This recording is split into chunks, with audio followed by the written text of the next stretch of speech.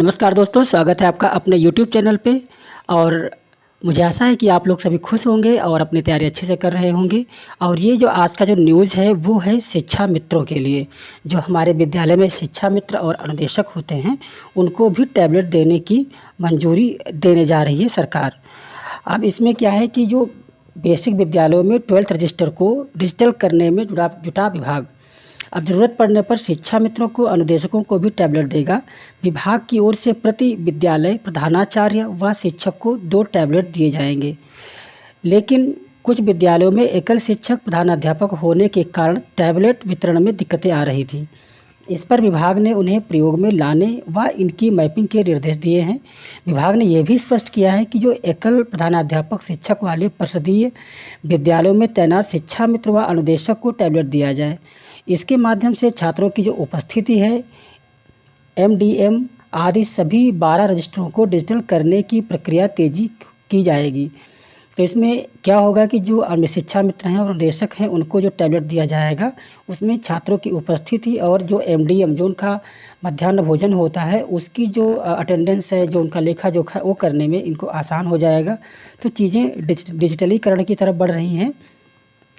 महानिदेशक स्कूल शिक्षा जो कंचन वर्मा है उन्होंने सभी विषय को निर्देश दिया है कि 100% टैबलेट वितरण व मैपिंग कर इसकी सूचना पोर्टल पर अपलोड की जाए। यह भी कहा है कि आगे अगर विद्यालयों में प्रधानाध्यापक शिक्षक की तैनाती की जाती है तो शिक्षा मित्र और अनुदेशक को दिए गए टैबलेट संबंधित शिक्षक प्रधानाध्यापक को अवगत कर दिए जाएंगे। ये है।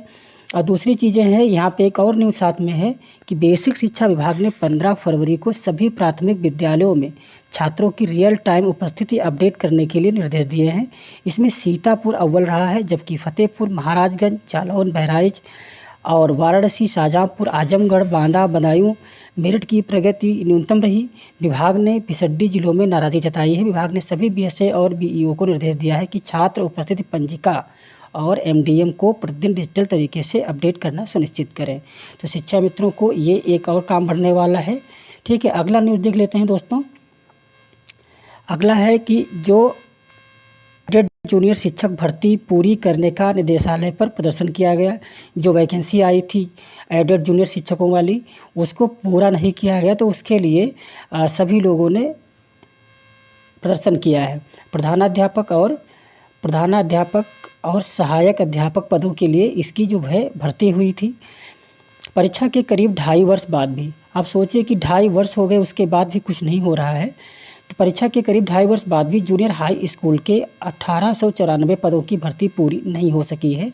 इस भर्ती को लेकर लगाई गई याचिका हाई कोर्ट से निस्तारित होने के बाद अभ्यर्थी भर्ती जल्द पूरी किए जाने की मांग को लेकर निदेशालय में अपर शिक्षा निदेशक विशेष बेसिक के कार्यालय पे गेट पे बैनर लगाकर घेराव और प्रदर्शन किया। वहाँ पे कहा कि ये जो भर्ती है 2.5 वर्ष लटकी हुई है और इस अवधि के रिक्त अन्य पदों को लेकर शिकायत की भी जांच की थी। तो ये कुछ चीज़ें हैं, भर्ती सरकार पूरी नहीं करा पा रही है, बहुत सारी दिक्कतें हो रही हैं अभ्यर्थियों को, क्योंकि साथ में क्या होता है ना, उनकी एज बढ़ती है, बहुत सारी प्रॉब्लम्स लाइफ में आती हैं। और जो भर्ती थी उत्तर प्रदेश परीक्षा नियामक प्राधिकारी पीएनपी की ओर से 17 अक्टूबर 2021 को कराई गई थी और इसका परिणाम 15 नवंबर 2021 को आया भी था। लेकिन कुछ अभ्यर्थियों को कम अंक मिलने की लेकर शिकायत की थी, तो इसके लिए शिकायत की गई थी। तो जांच में आयोग सही मिलने पर पुनर्मूल्यांकन के आधार पर संशोधित परिणाम 6 सितंबर 2022 को घोषित भी किया गया था। पहले जीवित परिणाम में सफल कई अभ्यर्थी संशोधित परिणाम में असफल हो गए। जो पहले जो रिजल्ट दिया गया था उसमें कुछ लोग पास थे और जो संशोधित रिजल्ट दिया गया उसमें वो फेल हो गए। इससे वो जो अभ्यर्थी थे वो क्या हुआ कि वो चले गए हाई कोर्ट। याचिका पर सुनवाई के चलते हाई कोर्ट ने भर्ती प्रक्रिया स्थगित कर दी थी। अब 15 फरवरी को कोर्ट में याचिका खारिज हो गई, जिससे भर्ती प्रक्रिया पूर्ण करने का मार्ग प्रशस्त हो गया। ऐसे में जूनियर शिक्षक संघर्ष समिति के अध्यक्ष जो नगेंद्र पांडे हैं उनकी अगुवाई में अभ्यर्थियों ने भर्ती प्रक्रिया को जल्द पूरी किए जाने की मांग की। पहले क्या था कि मामला हाई कोर्ट में अटका हुआ था और जब यहाँ से जो याचिका थी, जो संशोधित परिणाम में जो फेल हो गए, ऐसी जो वो याचिका अब खारिज हो गई, जो उन्होंने भी हाई कोर्ट में अपना दिया था याचिका, वो याचिका खारिज हो गई। तो अब क्या हुआ कि भर्ती का जो रास्ता है वो खुला खुल गया है, तो अब ये भर्तियाँ जल्दी पूरी हों इसलिए घेराव किया जा रहा है। अगला न्यूज़ है जो शिक्षकों के लिए है।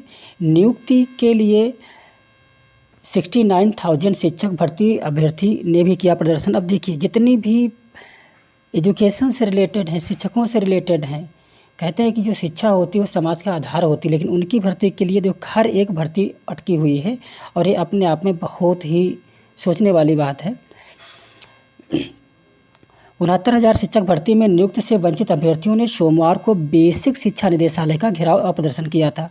अभ्यर्थियों ने महानिदेशक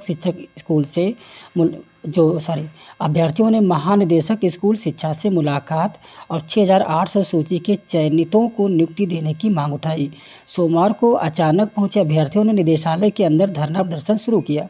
इसकी सूचना पर पहुंची पुलिस ने इसको गेट बंद करा दिया। अभ्यर्थियों ने कहा कि 6,800 अभ्यर्थियों की नियुक्ति नहीं हो सकी है। अभ्यर्थी लगातार 1 साल से आंदोलन कर रहे हैं। बेसिक शिक्षा राज्य मंत्री स्वतंत्र प्रभार के जो संदीप सिंह हैं उनसे भी मुलाकात हुई और उनसे भी कोई निष्कर्ष ऐसा नहीं निकला। दोपहर बाद महानिदेशक स्कूल शिक्षा कंचन शर्मा से एक प्रतिनिधि मंडल की पुलिस ने मुलाकात कराई। अभ्यर्थी ने बताया कि महानिदेशक ने बताया कि इस मामले को न्याय विभाग परामर्श के लिए भेजा गया है और वहाँ से जल्दी जवाब आ जाएगा। ये कुछ चीज़ें हैं और इसके लिए अभी तक कोई सकारात्मक आंसर नहीं मिला है। जितनी सारी भर्तियां हैं सब अटकी हुई हैं। तो ये मैं निवेदन करूंगा कि सभी लोग शांतिपूर्वक अपनी बात रखें सरकार के आगे। सरकार को इसके प्रति जानना ही होगा। दोस्तों अगली अपडेट ये है कि पदों को बढ़ाने के लिए भी अभ्यर्थियों ने धरना दिया। तो इसमें क्या था कि अभ्यर्थियों ने नियुक्ति प्रक्रिया पूरी करने और पदों की संख्या में वृद्धि करने के लिए सोमवार को अपर शिक्षा निदेशक बेसिक के कार्यालय के सामने धरना दिया। जूनियर एडेड विद्यालयों में सहायक अध्यापक और प्रधानाध्यापक के 1897 पदों के लिए साल 2021 में परीक्षा कराई गई थी। सहायक अध्यापक के 1507 और प्रधानाध्यापक के 390 पद इनकी भर्ती निकाली गई थी, जिनका परिणाम 2 साल पहले ही आ गया था। परिणाम को प्रयागराज हाई कोर्ट में चुनौती दी गई थी। बीती 15 फरवरी को हाई कोर्ट ने निर्णय देते हुए 15 फरवरी को निर्णय आया था अभी और निर्णय देते हुए भर्ती का रास्ता भी साफ कर दिया है। इसके बाद अभ्यर्थियों ने नियुक्ति की प्रक्रिया शीघ्र पूरी कराने के लिए धरना दिया। तो ये चीज़ें हैं, इनके साथ में भर्ती हो एजुकेशन सिस्टम को लेके सरकार की क्या सोच है ये ऐसे पता लगता है। तो अभी तक अगर आपने चैनल अपना सब्सक्राइब नहीं किया है तो प्लीज़ शेयर और सब्सक्राइब कीजिए और अपनी तैयारी को अच्छे से करके रखिए, अच्छे से करते रहिए, तैयारी करते रहिए, पढ़ते रहिए। आगे आने वाले एग्ज़ाम्स में आपको सफल होना है और ये जो चीज़ें हैं वो ज़िंदगी में होती रहती हैं, लेकिन जब भी जाएं आंदोलन में तो शांतिपूर्वक तरीके से ही करें ताकि सरकार आपकी बात अच्छी से सुने, क्योंकि हम शिक्षक हैं और हम उपद्रव नहीं कर सकते। धन्यवाद, मिलते हैं अगली वीडियो में, तब तक के लिए जय हिंद, वंदे मातरम।